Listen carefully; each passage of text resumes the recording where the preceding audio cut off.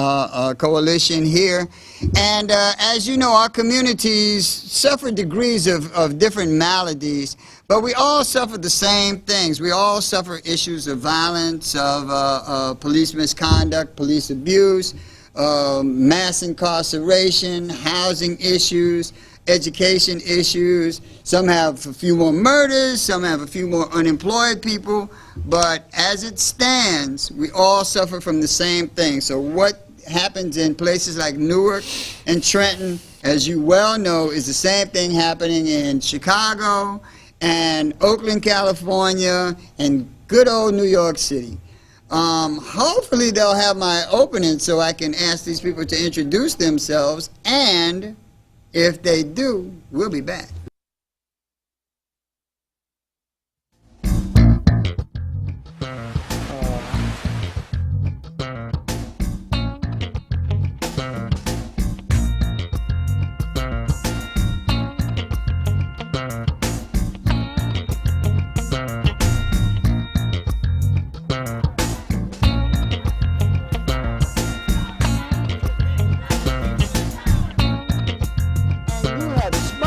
Into the fact where the victim is now the perpetrator and the perpetrator is now the victim. And that just drives me crazy.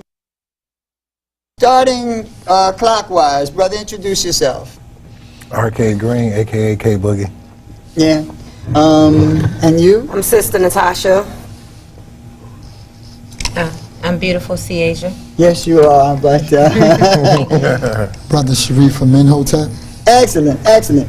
What got you guys involved in this endeavor in the first place? This is rough work, you know. I mean, when we talk about violence, I'm not talking PG-13. There are some instances that are very, very violent. We're talking about the death of teenagers and children and gun violence. The weaponry has gotten really, really pronounced. How did you get involved in this? How did you get bold enough to even do this? Most people are kind of nervous. Well, this, you know, I remember, you know, at 12, I lost my first friend to gun violence. And it was 12? At 12, and he, you know, and then it was a scarce event, but it happened. I remember living on Hawthorne Avenue when it happened, and you know. In my, you know, we saw it, you know, intermittently. In my adult life, my boyfriend of 8 years was murdered as a result of gun violence.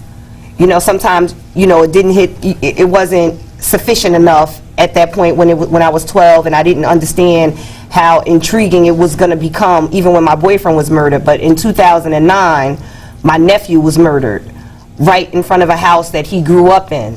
And he bled out in the streets, and you know, then meeting people from the Newark Anti-Violence, because the Newark Anti-Violence Coalition got started in July 2009 when a mother, Nakisha Allen, was waiting for her babies to come home, and you know, was a random event, and she was murdered, and that's when the Newark Anti-Violence Coalition began.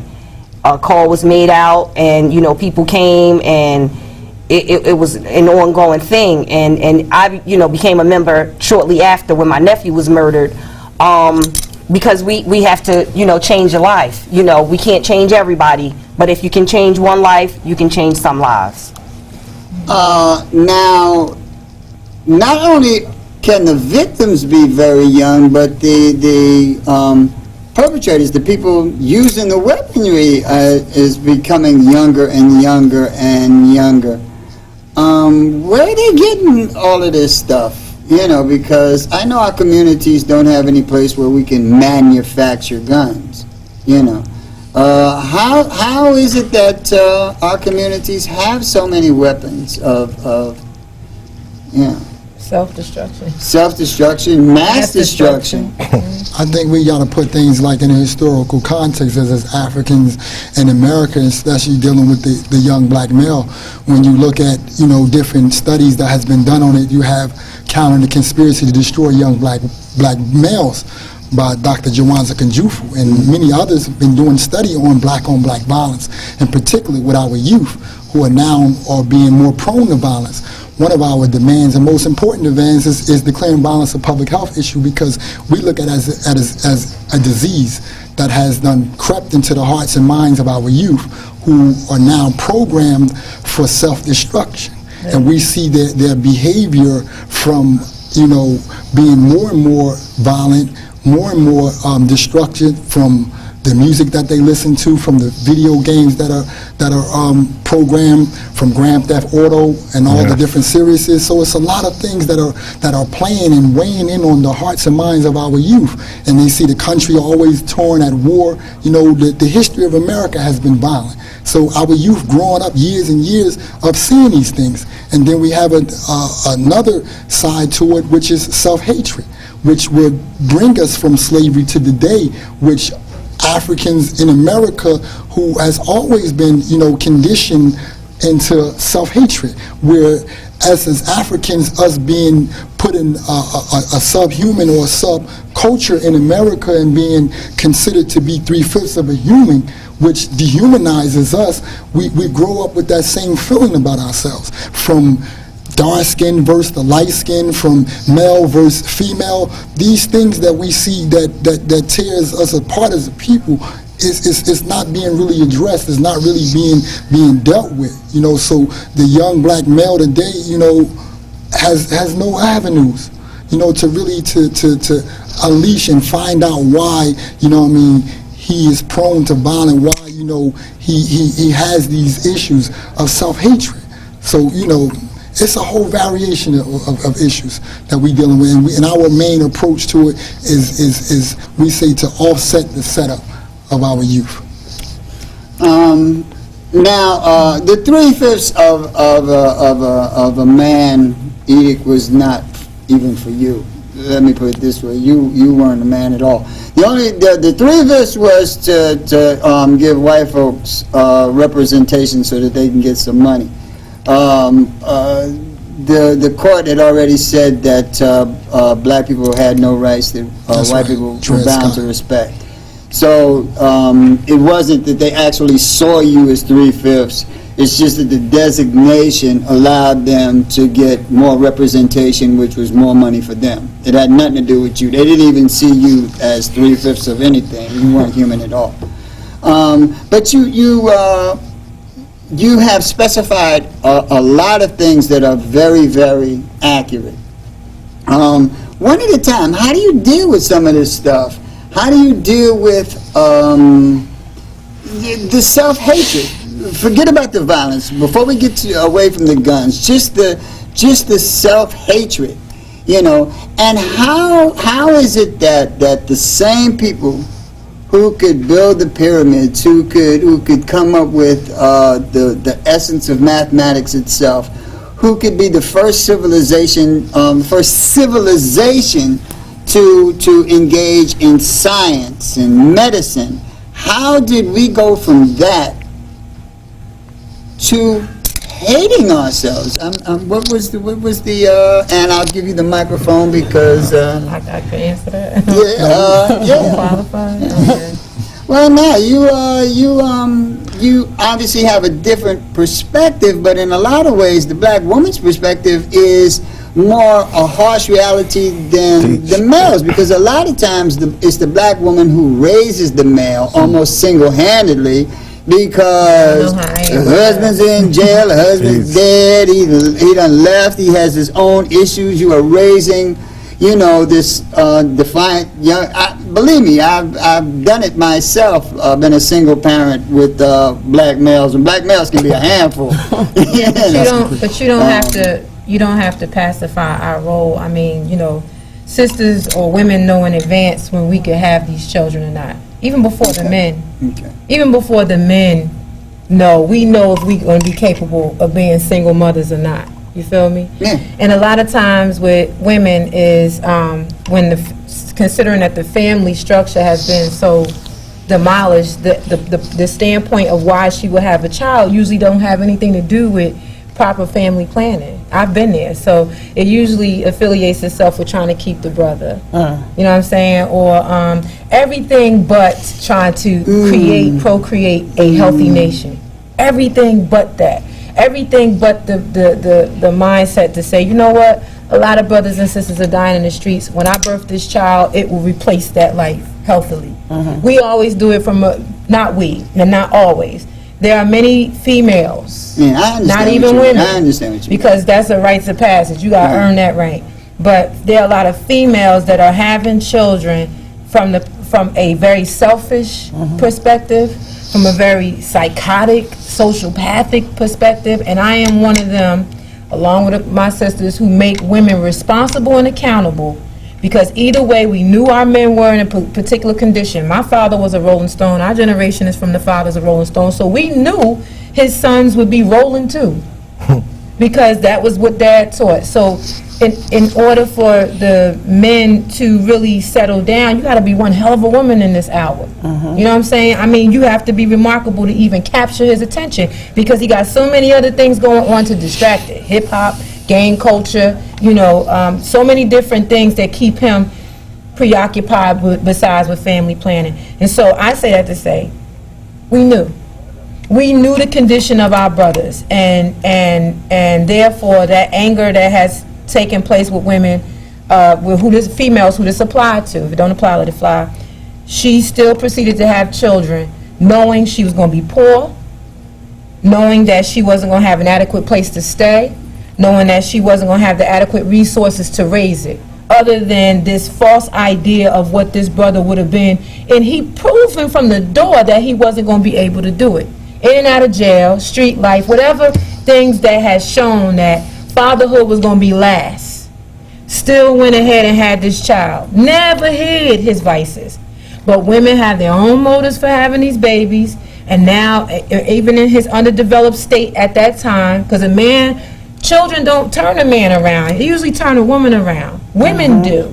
Not females. Women do. Women turn men around, not children. Children turn us around.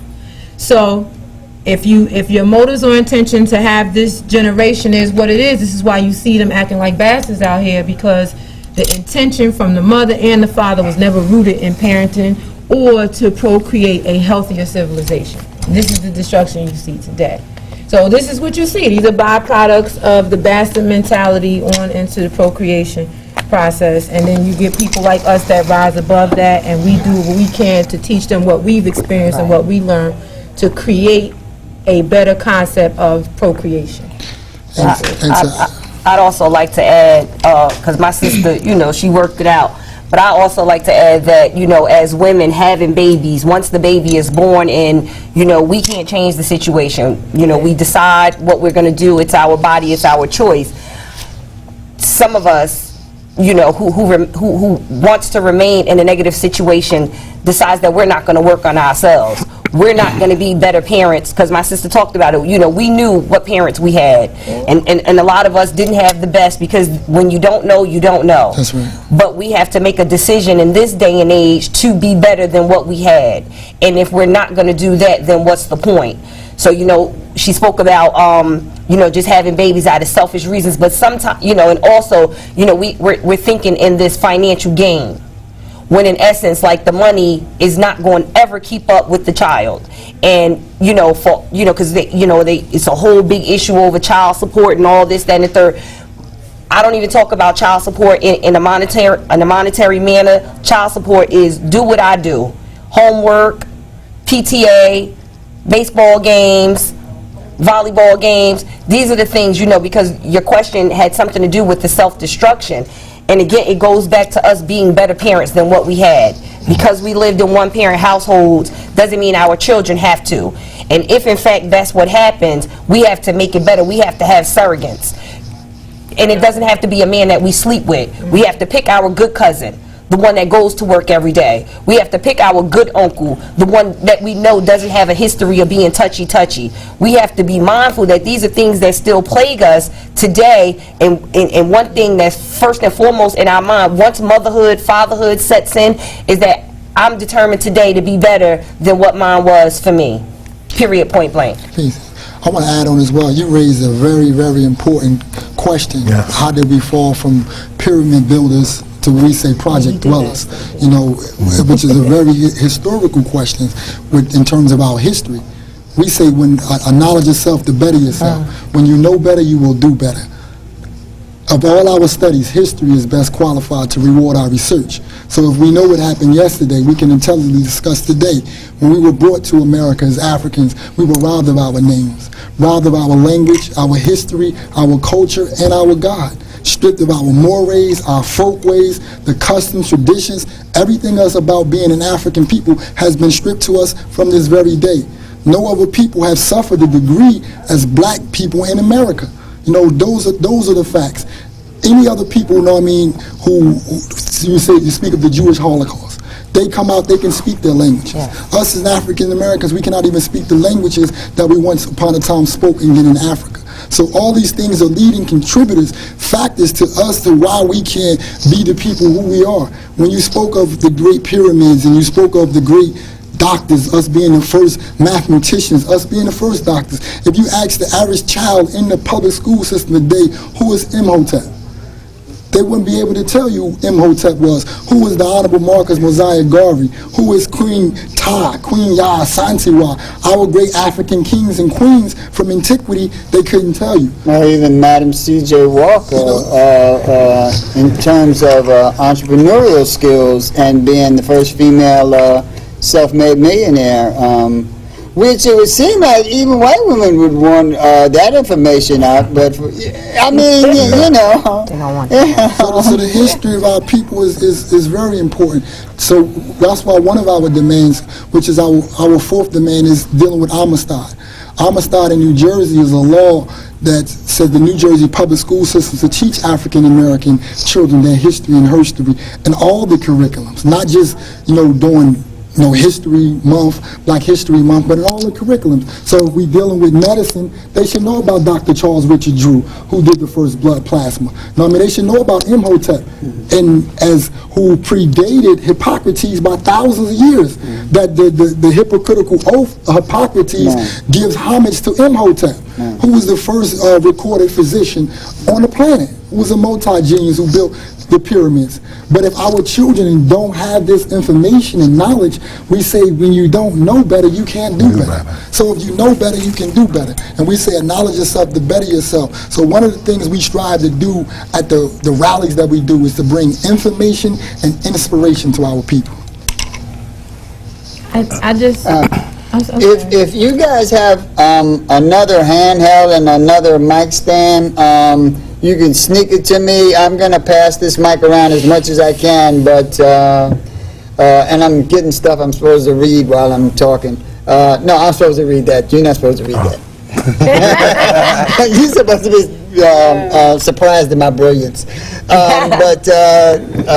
Well, no, I just wanted to say, just even as we can hear how educated my brother Sharif is, Reef is, and many of us on this panel, all of us rather, are an example just how responsible when we know that the prison pipeline, there's a prison, even if you have like a little lick of sense, you know that this public school system ain't right. That thing ain't right. It just ain't right.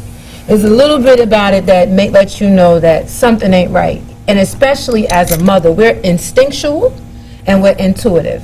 And we sense that there's some level of public school to prison pipeline relationship, right? So the mother, I'm on us today. I'm not letting up either. The mother is responsible.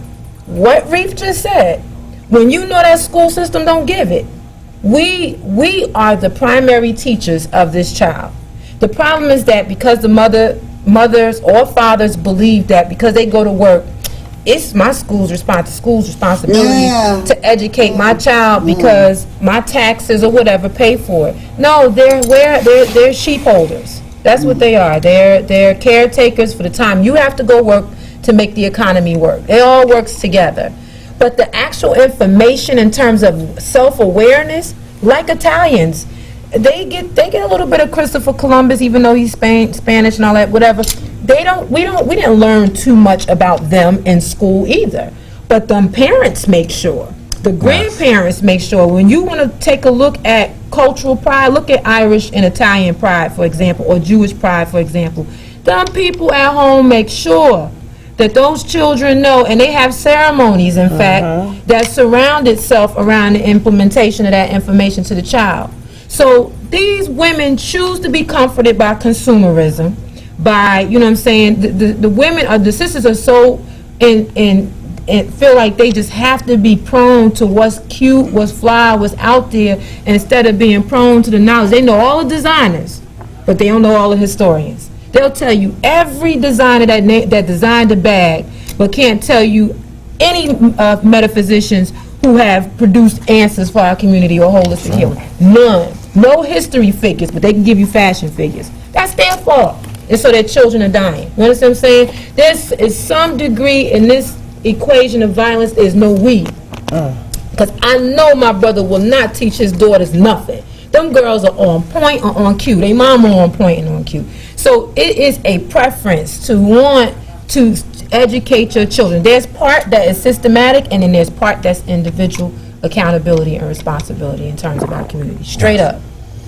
No, bro, I'm going to get you in there, but I want you to preface what you're saying by describing Newark itself, because I want to get back to the thank you. Yeah, we do need you, because I go astray. But describe Newark itself, and I think Newark has gotten the tag carjacking. What is that? And tell us about Newark itself and what's going on in Newark. Okay, to take it back to the car jacking, it piggybacks off of what Ciaja just said. Carjacking capital, they call it. What do they call it? To take it back there. Okay. What is it? San Andreas Drive. What's the name of that video game? Grand Theft Auto. Oh, Grand Theft Auto, yeah. 04, 05 it came out. Now you have the 5-year, 6-year-olds that parents just put them right in front of that. Right. Now we're like 8, 9 years later. So you want to know how a 15-year-old, 16-year-old get the idea to go carjack? Go to Grand Auto Theft 5 now, where it's like live. You can go, be on the phone, drive, and jump out your car. What's up, homie? You got the wrong colors on. They taught these kids that, but see, parents didn't know because there was. Our parents are upset that they're parents. Right, you gotta understand this. Pong, you know what I mean? We got 40-year-old grandmothers and grandfathers of 2 and 3 kids. Right. So they done lost their little nick where I messed up, and then the mothers are mad because, like they said, I had a baby by this dude because he was getting money at the time. I know feds would come in and give him 30 years, and all the money that he had while he was out there was going to disappear. I didn't know he was going to get shot and killed, and now that he had 100,000 when he was out here with me, 100,000 disappeared. We try to find money to bury him. You see what I'm saying? So then they're mad and they take it out on the kid a little bit. You know what I mean? Oh, you look like your father, and then the personal relationship of the two that made it to have this child is not longer there. So, oh, go talk to your father, or you got to do this. So it plays a big part and everything, especially with that video game, because it's really literally teaching them how to walk up to the car, put the banger there, get out, you're gone. It teaches them how to do a lot of things. Just give some Newark, that question you asked, wouldn't be addressed by some of our politicians in terms of carjacking being a capital, because Newark is under redevelopment, is on the rise. A lot of new corporations moving in to Newark, Panasonic, Verizon, a lot of big Prudential centers building a big new headquarters. So it's a lot of capital and stuff. A lot of things are coming to Newark. A lot of new schools are being built up, or charter schools rather. A lot of development, but these issues of crime and carjacking like to go, unrecognized, not spoken to add about. on, like you said, there's a lot of money in Newark. So everybody that's working in Newark with the money is coming outside of Newark. So you got Newark people sitting there, see, you get on 78 and you in the Benz. Oh, wow. You don't live there. You're coming in. You see what I'm saying? So these cars is not in Newark, but the people that's coming in Newark got these cars that people in Newark can't afford but want. So the young boys playing the video games think, hey, ooh, so let me get the, them. The carjacking comes from the new, the modernization technology of the cars. Because Newark come from being the car thief capital of car theft, but now they done got a lot of anti-theft devices where they cannot steal the cars no more. So the high-end cars, so the only way that they can get the cars, they have to physically take it from someone and get the keys to the vehicle because they cannot steal them. So, that's a major thing with the young people, and because the laws are not lax, I mean, You know, they get a lot of time for carjacking, but it's still the thing that I was. That might be a fun and game for And them. it's cultural in Newark. It's the rave. We're talking about three And that's never been broken. generations have been doing this, right? Yeah. But since the late 80s? Yeah. Since they came up with the key that you can't steal them. There's a historical precedent for, first of all, there's a phrase, I think it's Shakespeare, whom the gods would destroy, they first make mad. And whom the gods would destroy, they first make mad. And there is a historical preference for the gentrification phenomenon, or what we used to refer to as urban renewal. That's to allow degradation of the property itself, high crime to enter a community so badly that everything is destroyed. You remove the poor people from their community through jail, through burials, through whatever, because there's a lot of consequences to violence, especially when you live in public housing, because your mama could lose her house because you in jail, and you know.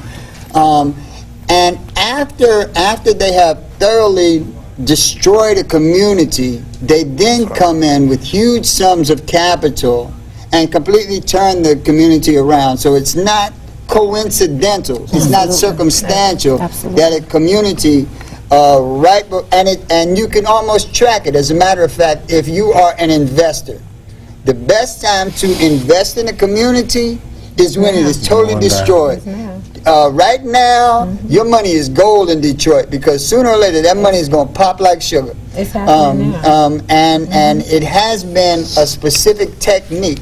But I got another question here. How are you affecting policy changes, or at least attempting to affect policy changes regarding the violence in Newark, or you know, because I know you're dealing with. One of the ways we affected is we got the city council to pass, you know what I mean, legislation declaring violence a public health issue. So that should help lend some resources now. We're looking at hiring more police officers. Actually have done that. They have got some money, you know what I mean, to hire additional police officers after laying off 100 and something police officers. Let me ask you this. I know in New York City, the city council is a group of individuals, and every now and then you have one or two city council members who are very community oriented. And a lot of times they are fighting against a body of the council who are intractable. Right. The machine. You know, the machine. Yeah. Is that the same phenomenon in Newark that it is in New York City? Exactly. Absolutely. Yeah. Absolutely. Exactly. Absolutely. But you know, being as though We have two strong ones. You know, my South Ward Councilman Ras Baraka. who's actually our Yeah, right. You know, that's what, you know, our soon-to-be mayor, you know, and we stand strong, we stand firm, you know, and, you know, with him, you know, but, you know, he fights for community issues. Right. It's not an individual thing, you know, and then there are, you know, so it's him, and then we have Mother Mildred Crump, who, you know, fights with Raz, and then every now and then you may have, but it flip-flops, you know, so you, I mean, with those two, you know, you can almost be sure that it's a community-oriented thing. Sometimes Ron Rice will, you know, and things like that, but, you know, it flip-flops. And then you have, like, the machine, Right. which is the other six, you know, one of them, well, sometimes it's 5, sometimes it's 6, you know what I'm saying? But it's always, so it's the same thing. It's the same fight, you know, it's not much difference. But, you know, in terms of you asking, you know, and that's why, you know, it's important for people, it's important for us, you know, even, you know, being in the positions that we are in the street, you know, our names are known, our coalition is known. It's important for us to be there and to sit still and to learn and to listen to what's going on in our city, so that when it happens, it's not something that we were totally surprised by. There is something that we can do. So, you know, even if I come from a family and it's 10 people that live in my house, if I'm the one that's at the meeting, at least I can pass it along to the 9 other members in my family. Whether they all take the information and use it wisely or not, you know, it's important for us to do that. And now, there's a global phenomenon. Historically, it was like black folks against white folks. However, there is a globalization of a competitive nature for jobs, for opportunity, for resources. Recently, we had a 16-year-old girl who took a bullet to the face in Afghanistan and came within a hair's breadth of winning a Nobel Peace Prize, standing for education of women in a totalitarian Muslim country. This is the level of competition that is now coming into play in America, and America in and of itself is a country that is totally mad. I mean, you have millions and millions of white folks who are just out of work and have no education. You have a dumbed down system, and we are the last. I mean, we're at the bottom of the dumbed down system. But America, by and large, is getting dumber and dumber and dumber, and other cultures are getting smarter and smarter and smarter, and offering more and more and more competition. How do you deal with a political system that doesn't want to invest in education by and large because they have a manufacturing base in China and Haiti, and and they certainly don't want to encourage black people to crack that caste system, that entrenched caste system. Is beyond class.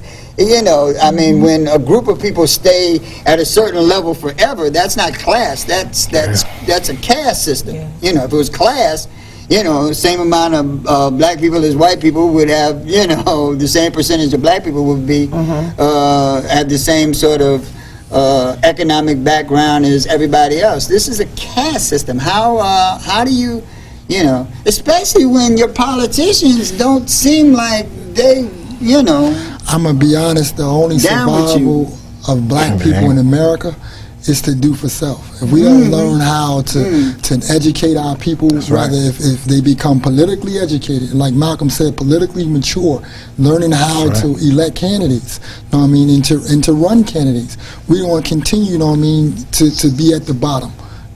Of politically, social, economically, we're going to continue to be at the bottom as long as we're politically immature, economically immature, socially immature, uneducated, not learning how to do for ourselves in America, black people are going to continue to suffer.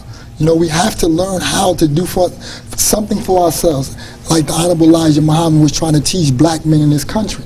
Why would you beg someone to do for you what you can do for yourself? If there's no job for you out there, create a job for yourself. Just like everyone else are doing. You have people coming from thousands of miles away, creating opportunities for themselves. We say these opportunities don't exist. We have to have the willpower and the resilience like we had to get us out of slavery to today. We have to take the Harriet Tubman approach, the Marcus Garvey approach to everything that we do if we want to be free in America. Because we see the fall of America is coming, just like every other nation, that ruled for a period of time. That's right. The fall of America we can see from the dollar, from the American dollar is falling, from American businesses, all out of the country. There's nothing. For only thing is holding this country together is the military. War. Right. It's real politics. It's like Malcolm said, the barrel at the barrel of a gun. They've been believed in that. Right. See, as black people say that's radicalism. Right. But that's America. They believe. Well, it's not even just America. White people don't know their own history because this is a European system. It's Europe has always been built on empires. The Catholic Church has ruled empires. They ruled France, they ruled Spain, and it was always at the barrel of a gun. France would go to war to take the stuff from England, and England would go there, and God made me king, and yada, yada, yada. But it's always been so. It's always been a European caste system in place. And Europeans, as much as anything, common Europeans have fell into that caste system mentality. And it's incumbent upon us to reject that if we're going to survive at all, because in terms of that European pecking order, we'll always be last. So if we subscribe to that, we'll always be dead last. Well, you know, one thing that I have done, once I became more fulfilled about studying us, I began to study Europeans more. You couldn't in school give me information about them first because I wasn't interested. Right. It didn't suit my identity. No. So in preferential order, educate me about what looks like me or culturally like me first. Then I'll study them because I need to know why they are in the power that they're in, or alleged power. And one thing that I have realized in my mature and more expanded understanding now is that a lot of this is boogeyman power. It don't even exist yet. Right. But if you keep feeding that concept, it will. So it's the same way how we when we put the prepaid concept, it's not here yet, or everything is virtual. Even with the European society, everything, even credit, money is virtual. Yes. It don't even exist. Right, that is Everything true. is boogeyman. That is true. That right? is true. So including and this is not towards all Europeans, because I see them struggle. I see them in poverty. You got to study them now, because now that we have, for those of us who it applies to, who have pretty much mastered and practically bored with our greatness. Okay. Now I want to know, with that, as great as you asked earlier, as great as you were, or your ancestors were. Yes. Okay. Because let's be real, we are hybrids compared to them. Right, Okay, right, let's stop with the we to some degree. But even a little African. All of us ain't. All of There's a whole lot of power all to the deal people with. ain't from the necessary Yeah. the lineage of that greatness. You know, if it was nigga then, it was nigga now. So I'm just saying. What I'm saying is that when I study them, it is a lot of hype into power that doesn't even exist yet. Right. And people keep feeding it, and they put it out there. Keep feeding the story of greatness or power, and then because they're afraid of it, their fear pretty much is the investment inside of the power for it to become real. You understand what I'm saying? And because if you go to Germany, if you go to Ukraine, if you go to these countries are suffering, and they have poverty and ghettos too. In fact, that concept of ghetto come from Europeans first.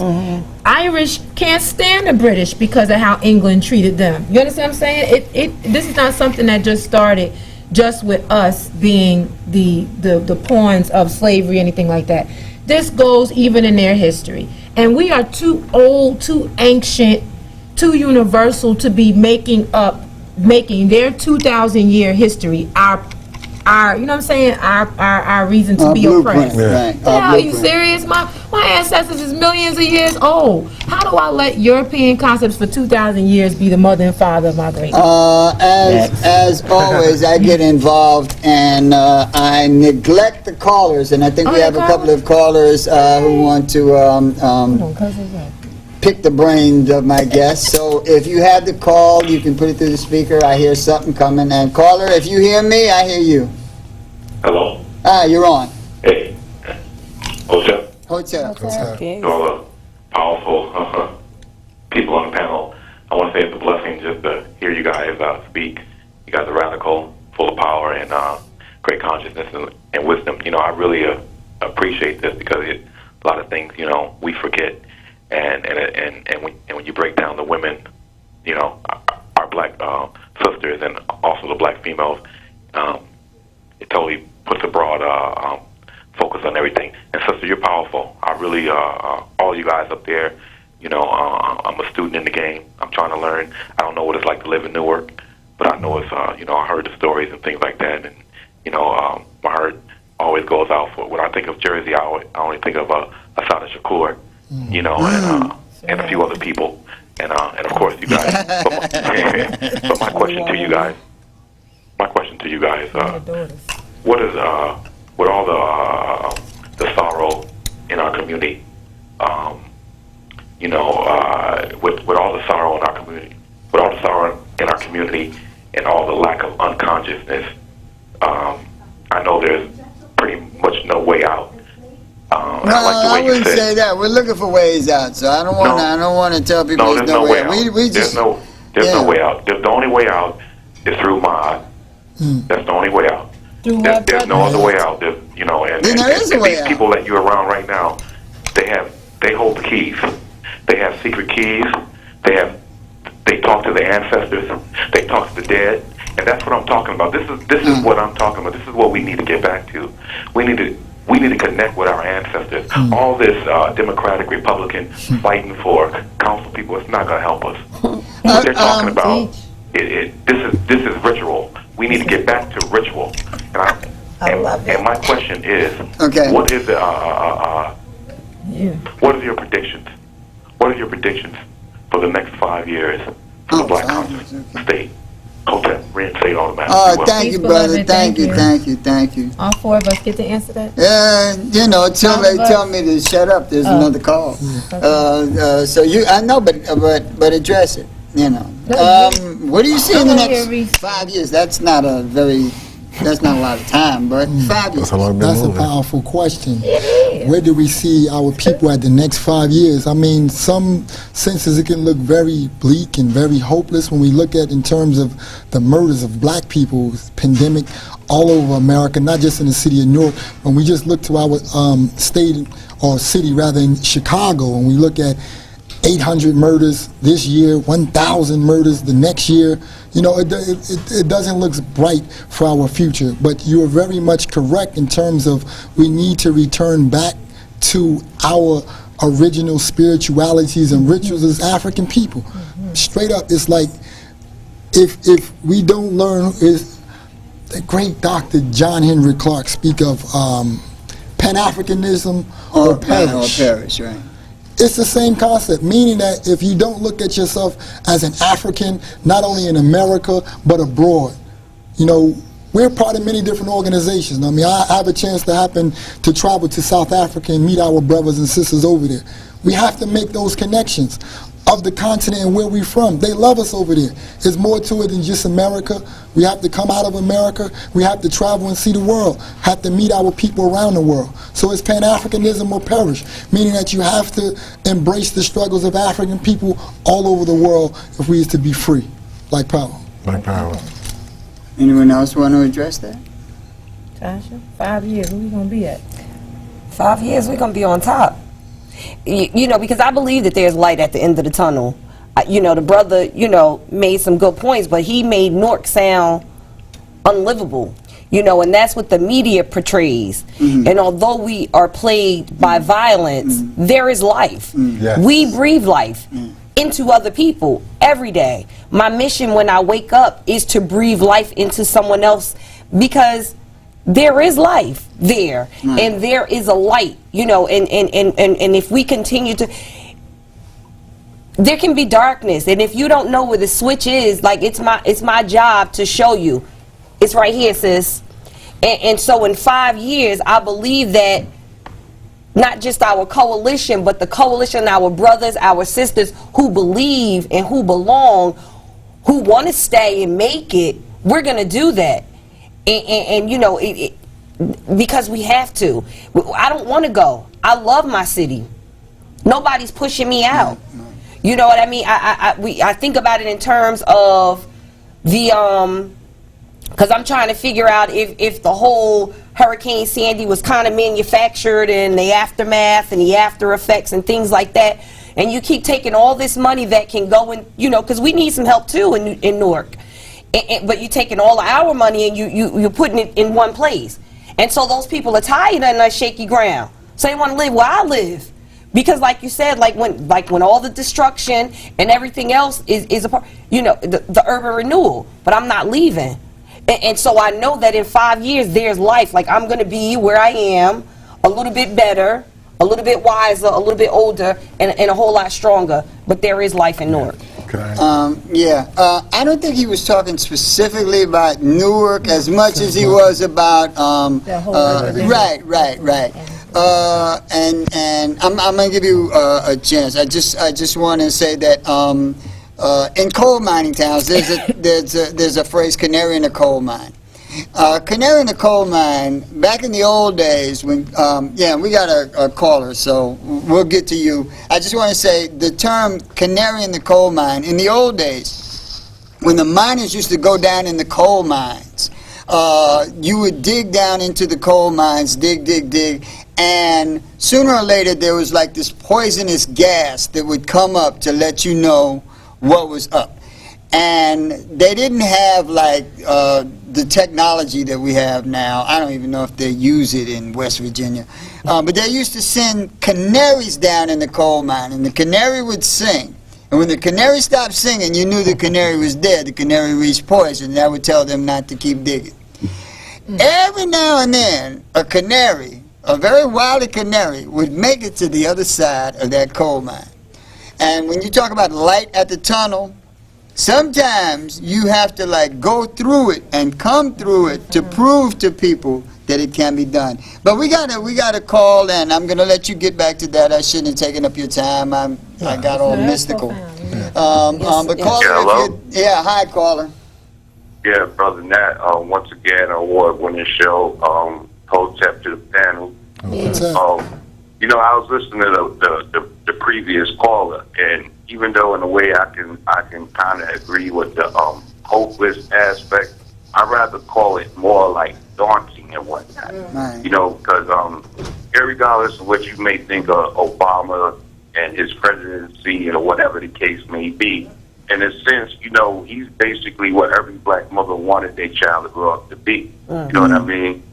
Yeah, when you see how, for lack of a better word, and crackers have been treated and whatnot, he might as well just came in there with his drawers under his behind and whatnot. You know what I mean? Yes. And the idea that just simply by his mere presence, that they actually hobbled this economy by like $24 billion within 16 days. You know, like they basically, before they even accept that a black man is in the position that he's in, that they wouldn't much rather commit damn near suicide. It makes you wonder on a smaller level and whatnot, the everyday man level and whatnot. It appears to be daunting because if somebody of that stature can basically do everything that they said that you're supposed to do to make it, and they still throwing these obstacles at them, it makes you wonder and whatnot. Wow, you know, like I'm nowhere near that particular statue, but I got to deal with the police trying to kill me. I got to deal with the next man trying to kill me. I got to deal with all, you know, the prices of things, so on and so forth and whatnot. It seems daunting, you know. I mean, daunting is probably a variation of hopeless and whatnot. No, daunting is not hopeless. Daunting is rational. You know, daunting is just, this is going to be hard. Daunting has nothing to do with hopelessness. Hopelessness is throw up your hands and say, like, you know, Jesus washed me away. You know, daunting is like, this is a hell of a mountain, but let's start climbing. So you're right. Daunting is a much better word. I'm not promising anybody a rose garden. I know it's going to be hard. I just am not prepared to surrender. Yes. You know. But you have a very illustrious panel here. I'm gonna sit back. We got another call. We'll take the other call. Yeah. Hello? Hi, caller. Yes. You're on. I'm calling from Harlem. How you doing? All right. And what I want to say is this. I think that the answer for Chicago, Newark, Bed-Stuy, anywhere else in America lies within our own community, our own families of the children, mother and father. Because remember, those kids go home to somebody, and they go home on a regular basis. We have to go to the street, get our children off the street. We have to begin to let them know that education is important. Our people that are locked up in jail need to come out and let them know, I made a mistake, this is not the way. But we have to talk to them collectively as adults instead of fearing them. We have to sit down and talk to them. And again, the parents have to get your children off the street after a certain hour. No curfew. If you have somewhere to go, then I'll let you go out tonight. Other than that, you're in the house and you're supposed to be doing your own and study. Have a good day. All right, thank you. Agreed. Yeah, for that first street light, come on, that's amazing. But your thoughts on that? That's funny that he said that, because, you know, even on the ride here, my daughter called and was frantic because, you know, well, she's a junior in high school, but this is the second year into the school, and she called me like it was the end of the world, saying that I have to go to her other school because they didn't have her grades from the other school, so it's making her GPA low and stuff like that, because she knows what's expected of her. He said it, you know, real clear. You can't run the streets every day. If you have somewhere that you, like, I know, like, Saturday she's going to be somewhere, Sunday she's 16. She doesn't have to have a curfew because I know where she is. Right. The show is not going to be over at 11 o'clock, so I don't expect to give, I can't give my daughter an unrealistic curfew. Right. But you have to be home. Like, it's okay. We can sit on the couch. We can talk. We can do nails. We can do stuff at home because this is what we need to do. She never had a curfew. I know where she is, and that's important. Like, you know, people, I keep seeing recently on Facebook about the old commercial that used to come on. It's 10 o'clock. Do you know where your children is? And I'm always, absolutely. Even if she's not in my house, I don't have to call to say, Sharif, is she there? Because I'm going to my uncle's house. This is where she is. These are things that we have to instill in our children, and we've dropped the ball, and we've made excuses as to why we can't do it. And again, it goes back to what I said earlier.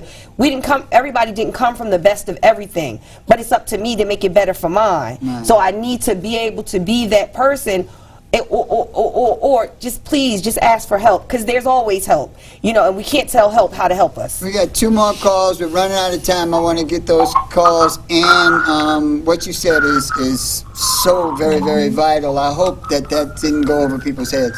But caller, if you're there, just put the call through. Hello. Hi, how you doing, caller? All right.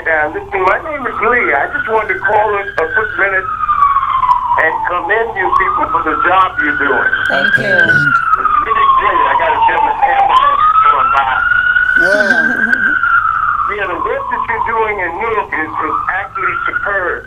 And along the educational piece, I think it's very important that we educate our children. They know nothing about our past history. And what you were saying, I remember, like I said, December 12th, we have an educational program going where we're trying to get some of the churches or organizations to give us some space so we can teach our children about our history, because they know nothing.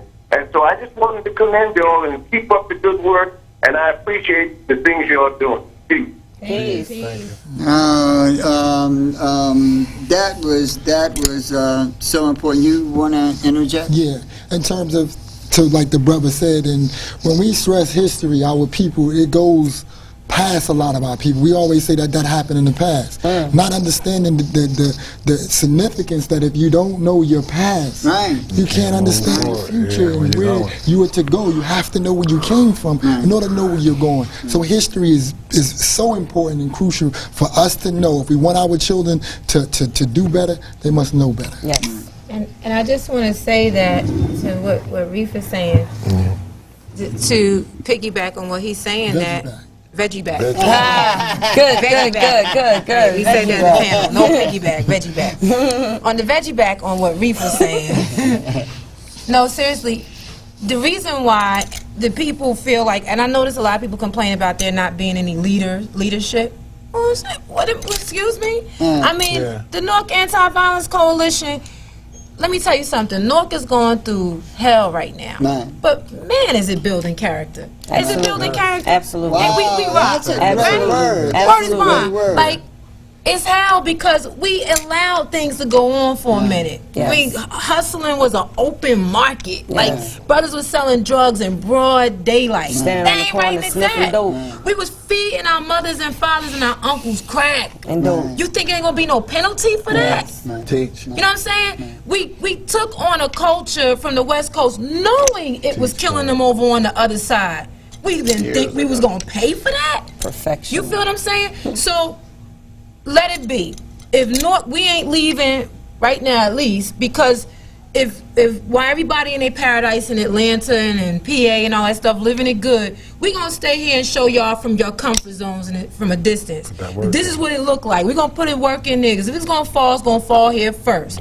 But you better know our spirits was right like never before that thing go burning down. All right, we got about 20 seconds before we don't wind this up. I need some contact information so that people can get with you. I believe you're on Facebook, you have a website. Tell them whatever they need to know And you got 30 seconds to do it. We're on Facebook at the Newark Anti-ViolenceCoalition.com, where we can also be. That's not No, what Facebook. Oh, Newark Anti-Violence Nancy, okay. Coalition on Facebook. yes, but we do have a If you- .com. I'm gonna make this simpler. If you go to your search engine Just and Google type in the words Newark Anti, the Violence Coalition will come up. That's right. You click that on and you get the whole mother load. Facebook. Just put said that's Newark Google. Anti-Violence Coalition.